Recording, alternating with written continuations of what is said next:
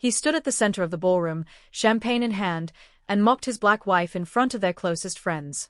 Called her decorative, laughed about teaching her how to use the right fork, all while she smiled, silent. What he didn't know was that the woman he was humiliating came from old Southern money. The kind that never had to shout. The kind that owned the land his investors played golf on. When she finally revealed the truth, he didn't just lose her. He lost everything. Where in the world are you watching from? Drop your country in the comments, and if you believe some legacies don't need loud entrances to make history, hit subscribe. This story is one you won't forget. The ballroom glowed with champagne gold, laughter rising like bubbles in the air. Clinking glasses, a jazz quartet in the corner, and polished marble under designer heels. It was supposed to be a celebration. Their 10th anniversary. And for Avon Brielle, it should have been the night where her sacrifices were seen. Her quiet loyalty celebrated. The years she spent molding herself to fit his world, finally acknowledged. Instead, she was about to be dismantled. In front of everyone. Declan Pierce, her husband, stood at the center of the room, tall and grinning, holding a crystal flute aloft. He was every bit the polished success story, light-skinned, Ivy-educated, smooth-talking. The kind of man people congratulated her for securing. She watched him as he tapped the glass with a knife, drawing attention like he always did, effortlessly. 10 years, he said, chuckling, and somehow she's still managing to use the wrong fork at dinner parties. A ripple of laughter. Polite. Uneasy. Avon's smile faltered. He continued, eyes scanning the crowd like he was performing. She walked into my life with big dreams, bigger earrings, and absolutely no clue what Bordeaux even meant. I had to teach her everything: manners, fashion, how to be presentable. Avon's fingers curled around her napkin, knuckles paling. The air thickened. Even the jazz went quiet. But he wasn't done. And yet, here we are. She's learned. Almost. I mean, not quite Monroe family material, but close enough, right? This time the laughter came louder, from the people who thought it was harmless. From those who never understood how deep those words could cut a black woman who had spent her entire life proving she belonged. Avon didn't cry. She didn't flinch. She just looked at him. At the man she had poured herself into. The man she had moved across oceans for. Helped build from a struggling tech startup founder into a multimillion-dollar brand. The same man who now stood, mocking her in the room they had once dreamed of filling with love. She glanced across the crowd. Some looked away. Some looked entertained. And then there was Vivienne, Declan's sister, leaning against a column in a silver gown, smirking ever so slightly. Of course she was. She'd always believed Avon wasn't quite right for their family. Avon stood up slowly. Not to make a scene. Just to leave. Quietly. Gracefully. But inside, something had shifted. And what no one in that room knew, not Declan, not Vivienne, not the guests sipping champagne with half laughter and half shame, was that Avon Brielle was not some accessory he elevated. She was the last living heir of the Brielle estate. A dormant billion-dollar legacy her family had kept buried to protect from vultures like Declan. Tonight, he mocked her with a smile. Soon, she would silence him with the truth. But not yet. She'd let him enjoy his spotlight just a little longer. Because revenge was best served quietly. And she was ready to let the world watch him choke on every word he thought made him powerful. The applause died. The plates were cleared. The guests spilled out of the ballroom like wine running down a drain, some laughing, some whispering, a few offering quick, pitiful smiles in Avon's direction. None of them stayed long enough to look her in the eye. And that was fine. She didn't need their sympathy. She needed clarity. And tonight, she had it. Back at home, the silence between her and Declan was heavy. Not tense, just hollow. The kind of silence you grow used to when someone stops seeing you long before they leave the room. He poured himself a drink, loosened his collar, and sat down without a word. No apology. No shame. Just entitlement, like what he'd said at the anniversary dinner was normal. Expected. Acceptable. Avon moved through the house like a shadow. One she had learned to cast small, quiet, unthreatening. Years of practice. She hadn't always been this way. She used to dream loudly. Used to challenge him when he crossed the line. Used to believe that love didn't come with conditions written in invisible ink. Be softer, be smaller, be grateful. But over time, she had folded. Not all at once. Bit by bit. The way black women are taught to survive in spaces not made for them. She changed her voice in rooms with his investors. She stopped wearing her natural curls to match his polished brand. She let Vivienne's backhanded compliments slide because she means well. And each time she swallowed her pride, Declan took a little more. He thought it made her devoted. But it had only made her dangerous in silence. Because while he mocked her for not knowing Bordeaux, he didn't know she'd grown up in the presence of far more powerful names. Names etched in black legacy, quiet power, generational wealth that never needed to shout. The Brielle name wasn't on magazine covers. But it was behind property trusts in Georgia, oil in Louisiana, and holdings in European art circles. It had always been kept away from people like Declan, men who looked at a woman's skin and saw less instead of lineage. And Avon? She was the last living direct descendant. Her grandmother, Claudine Brielle, once told her, "Keep your name clean. Keep your silence sharp. You won't need to announce what's already yours." She'd kept that promise. Even from Declan. Especially from Declan.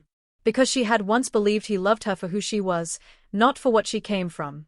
But now, as she stood in the guest bedroom she'd started sleeping in months ago, staring at the cracked image of their wedding photo, she knew something he didn't. His wealth came from branding. Hers came from blood. And the moment she decided to stop hiding it, his name would mean nothing standing next to hers. For 3 days, Avon said nothing. Not about the anniversary. Not about his jokes. Not about the way he didn't even notice her sleeping in the guest room. She cooked. She smiled. She kept up appearances. But inside, she was moving pieces. Because some wars aren't fought with raised voices, they are fought with silence and facts. That third morning, while Declan left for his office, Avon sat at the long walnut dining table and opened the old leather-bound case she'd kept buried in their bedroom closet for years. She hadn't touched it since before they were married. Back when she was still unsure if Declan loved her or the version of her he could present. Inside were letters, deeds, trust papers, a sealed envelope with an embossed stamp, Brielle Holdings, estimated 1869. Most people, even in elite circles, had no idea who the Brielles were. That was by design. Her great-grandmother had married into a powerful Southern family known for their oil leases and private land assets. After the race riots of the early 1900s, the Brielles kept their influence quiet to survive. Their heirs were taught not to flaunt wealth, but to guard it. Avon had always known she was the last name on that line. What she hadn't expected was just how much it had grown since. She contacted the family attorney listed in the documents, Ambrose Duval, a weathered man with a southern drawl and a memory like steel. He remembered her voice from when she was a teenager. Within 24 hours, he flew in from Savannah and met her in a private hotel suite. "You waited a long time," he said, handing her a stack of current documents. "But the trust hasn't forgotten you." Inside the folder, real estate deeds across 3 states, a private equity firm's stake, 2 art collections under her name. Total estimated value, $1.1 billion. Avon stared at the number. Not with greed, but with gravity. This wasn't money. It was power. Legacy. And now, protection. "What if I told you," she said to Ambrose, her voice low, "that the man I'm married to mocked me, publicly, because he thinks I'm beneath him?" Ambrose folded his hands. "Then, Miss Brielle, I'd say you've got the perfect opportunity to teach him what beneath really looks like." Later that evening, Declan came home to find Avon dressed in crimson, sitting in the living room with her laptop open and a folder beside her. Calm, regal, untouchable. He barely looked at her. "Trying to look dramatic for yourself," he scoffed, loosening his tie. She didn't blink. Instead, she pushed the folder toward him. "This is what you never cared to ask about." He raised an eyebrow, opening it casually, until he saw the letterhead. Then the total value. Then the name, Avon Rose Brielle. His mouth twitched. "What is this?" Her voice was steady. "This is what your punchlines cost you. Every room you mocked me in, I could have bought." The silence was colder than anything they'd ever shared. Because the joke was never on her. It was on the man who built his ego on the assumption that she had nothing to lose. Declan sat still. One hand on the leather folder, one eye twitching with disbelief. He read the documents again. Slower this time. The numbers didn't change. The ownership certificates didn't blur. The name on every page, Avon Rose Brielle, stared back at him like a mirror he never looked into. His voice came out quiet. "This is a joke, right?" Avon didn't answer. She just leaned back, her posture graceful, like she was watching a storm outside a window. Safe. Removed. Entirely unmoved. It's not, she said softly. And before you ask, no, I didn't lie to you. I just protected what was mine. Declan's laugh came out sharp, bitter. You had this the whole time? And you let me pay for your car, My silence wasn't for sale, Declan, she cut in, calm. You were. He opened his mouth. Closed it. In that moment, Declan finally looked at her, really looked. Not as the woman he could talk over at dinners or accessorize at business galas, but as someone who had outplayed him while smiling through his arrogance. He was used to being the smartest man in the room. But the woman he mocked with wine in his hand and charm in his voice? She owned the room. Avon rose slowly and walked past him. I won't embarrass you in public, she said as she reached the hallway. You've done that enough on your own. But I am reclaiming what's mine. And she meant it. The next morning, she met again with Ambrose, this time in a sleek conference room downtown. She signed documents transferring authority over a private equity seat into active control. She filed an updated will. She authorized a public trustee notification, which would list her name, Avon Rose Brielle, as majority heir and beneficiary to the legacy holdings. And most importantly, she made one more move. She updated the deed to the house they lived in. The one he liked to call his. Within 48 hours, Declan received a legal notice. Eviction. He stormed into the house late at night, waving papers. You're kicking me out? Out of my house. She didn't shout. She stood at the top of the staircase, barefoot, arms crossed, red robe flowing like a flag planted in conquered territory. My house. Bought in cash under a holding company, 6 months before we got married. You never thought to check, did you? He was speechless. And in that silence, she saw something flicker, not just panic. Real fear. Because the woman he believed was beneath him had rewritten the story. And this time, he wasn't the author. It was a Thursday morning when the headlines hit. Heir to Brielle family legacy steps forward after decade of silence. Avon Rose Brielle claims $1 billion inheritance, and the industry's attention. Avon hadn't asked for the press. But she knew what power required, visibility. The article came with a photograph. Her, in a deep emerald suit, standing outside the Brielle Foundation offices, calm and commanding. No flash. No over-the-top drama. Just presence. And in every office Declan walked into that day, boardrooms, client meetings, investor lunches, the photo stared back at him on someone's phone screen. At first, he laughed it off. She's just stepping into a name. Let her have her moment. But then came the calls. 2 board members pulled out of his latest deal. A senior partner asked if he was aware of the conflict of interest regarding his wife's legacy stake. A major investor withdrew citing ethical complications. By noon, he was pacing in his office, jaw clenched, phone buzzing endlessly. He called Vivienne. She's trying to ruin me, he hissed. Vivienne's voice came sharp. She didn't have to try, Declan. You handed her everything when you stood on that stage and humiliated her. He froze. Vivienne continued. We all saw it. And now they do too. You mocked a black woman, your wife, in front of a room of elites, not knowing she outranked every one of them. And now you're surprised the room turned. Declan slammed the phone down. At home, Avon didn't gloat. She had already moved into the guest house on the Brielle estate, a modern mansion outside of Charleston. She spent her days meeting with legal advisors, architects, and historians. Not to preserve her image, but to restore her grandmother's legacy. She launched the Claudine Initiative, a fund dedicated to supporting Black women entrepreneurs with generational wealth planning. But the most important move came quietly. A letter. Sent to Declan's office. Personal. No assistant. No lawyer. Just her handwriting. You turned me into a spectacle. But I'm not here for revenge. I'm here for memory. My grandmother's. My lineage. My silence was never weakness. It was patience. She didn't sign it. She didn't have to. That weekend, Declan showed up at the foundation uninvited. He found her in the garden courtyard, surrounded by art from her family's private collection. She was laughing, softly, with a group of young women from her new mentorship program. He waited until they left. I didn't know, he said. I never imagined. Avon stood. Measured. Calm. No rage. Just truth. You didn't ask, Declan. You didn't listen. And now, you don't get access to the version of me you never believed existed.